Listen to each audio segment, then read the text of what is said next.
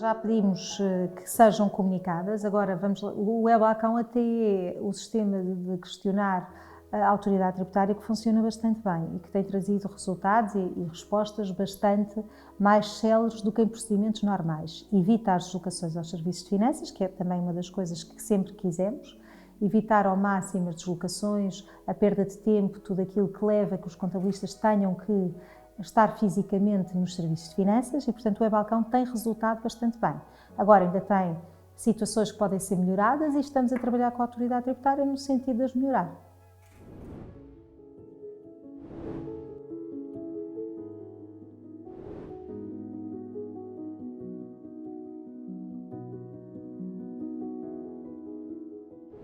Nós, como cidadãos, podemos discutir aquilo que entendermos, não é? Agora, não é a Ordem que deve ter intervenção nestas matérias. Não deixamos, obviamente, em muitos fóruns, de fazer sugestões sobre matérias relacionadas com tributação, de dar a nossa opinião sobre as consequências práticas, mas não é o papel da Ordem ter uma intervenção direta nestas situações. Se justificar porque tem aqui cruzamento em matérias que os próprios contabilistas tratam, obviamente que fazemos e sugerimos muitas dessas situações, mas o papel da Ordem não é efetivamente esse.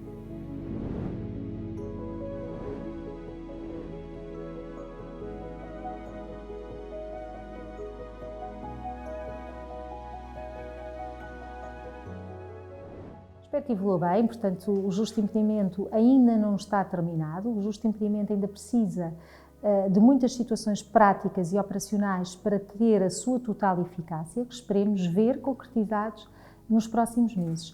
Portanto, o que precisamos ainda no justo impedimento é a regulamentação da portaria a dizer quais são os aspectos declarativos que ficam abrangidos e isso ainda não está definido e depois temos que ter a parte operacional, isto é, no site das finanças, no site da autoridade tributária, termos este processo todo operacionalizado para que os contabilistas não precisem de recorrer nem ter que entregar justificações e pedidos de aplicação do justo impedimento nos serviços de finanças. Isso é extremamente importante agilizar.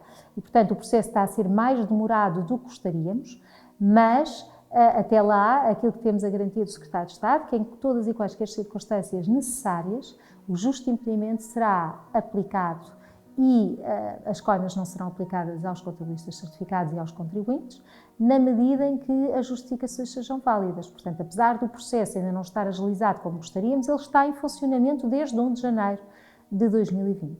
As férias fiscais estão em embrião, mas vão ser uma realidade. Vamos levar todos esses projetos até ao fim. É uma questão também de garantia de direitos. Como sabemos, tradicionalmente os contabilistas certificados e as famílias, de uma forma geral, portuguesas, têm férias num período entre agosto e setembro, que é aquele período, no caso dos contabilistas, que lhe é permitido após o envio dos IVAs relacionados com o segundo trimestre e, por isso, é muito importante que nesse período de tempo os contabilistas possam realmente ir de férias sem ter prazo a cumprir, e principalmente, que é uma das questões que mais nos preocupa, sem ter que responder a notificações e a reclamações graciosas dos seus clientes. E, portanto, a suspensão dos prazos dos processos, também durante este período, à semelhança do que existe nas férias judiciais, é extremamente importante de se aplicar em específico aos contabilistas certificados para que possam garantir um período de férias. E aos contabilistas certificados é mais abrangente, porque isto vai ser para os contribuintes de forma geral e também os contribuintes têm férias durante estes períodos, a maior parte. Pois, claro, obviamente que há situações de exceção, mas a grande maioria dos portugueses concentra-se neste período temporal.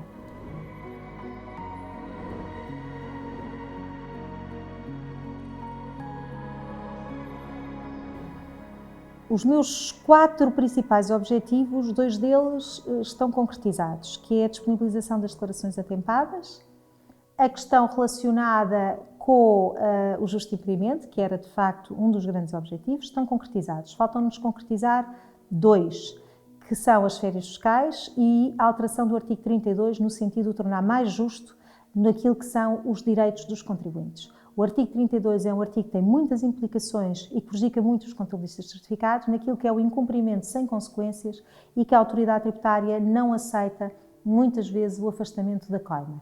E, portanto, nós alterarmos e conseguirmos alterar para haver mais justiça mais cumprimento daquilo que são as garantias dos direitos dos contribuintes, é uma das maiores vitórias que os contabilistas podem ter.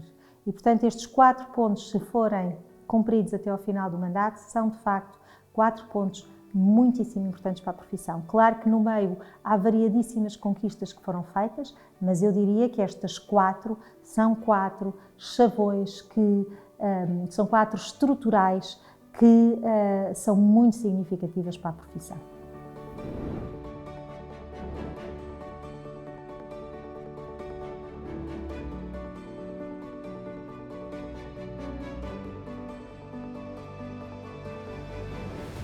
Não concordo com essa afirmação, acho que o contabilista não serve, os empresários não veem o contabilista dessa forma, o contabilista não serve só para assinar. Agora, é de facto uma realidade que são credibilidades diferentes e que hoje em dia um advogado ainda tem uma afirmação diferente no mercado que o contabilista não tem. Mas isso tem que ser o contabilista a conseguir conquistar essa mesma afirmação.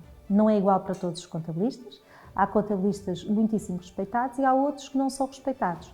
Eu acho que uma das principais causas do contabilista não ser respeitado é ser, muitas vezes, um faz-tudo.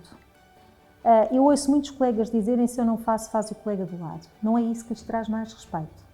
Isso traz desrespeito acima de tudo.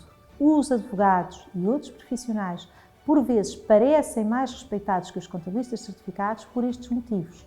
Porque se fazem cobrar, porque se fazem valer daquele momento em que são necessários. O contabilista certificado tem uma posição diferente perante as empresas. Primeiro, ele está numa posição em que é obrigatório. Portanto, todas as empresas têm que ter um contabilista certificado e não têm que ter um advogado. E logo aí faz toda a diferença. Faz toda a diferença porque as empresas têm que efetivamente contar sempre com um contabilista certificado. Mas não acho que a credibilidade seja tão diferente hoje em dia. Acho que está a mudar completamente. Mas, obviamente, que isso é, mais uma vez, um papel extremamente importante que o contabilista tem que fazer para a sua própria dignificação. Não é ninguém que o vai fazer pelo contabilista certificado para ele ser mais reconhecido e ter um reconhecimento diferente na sociedade.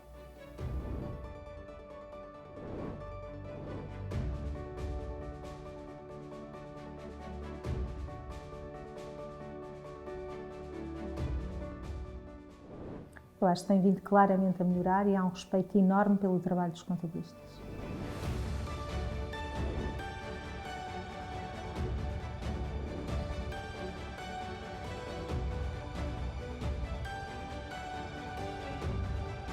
Sem dúvida. Aliás, eu diria que se há poucas vantagens que este Estado que estamos a viver tem, é precisamente essa. Deu-nos um empurrão enorme para as novas tecnologias, deu um empurrão enorme para que os contabilistas recorram a ferramentas informáticas, deu um empurrão muito grande a que os contabilistas tenham mais facilidade na utilização de vários meios que nem tinham equacionado até agora e, por isso, vendo as coisas pela positiva e tirando sempre um ponto positivo que nos deixa qualquer situação, mesmo esta tão negativa e tão má que estamos a passar, eu acho que se podemos tirar algo positivo é precisamente isso.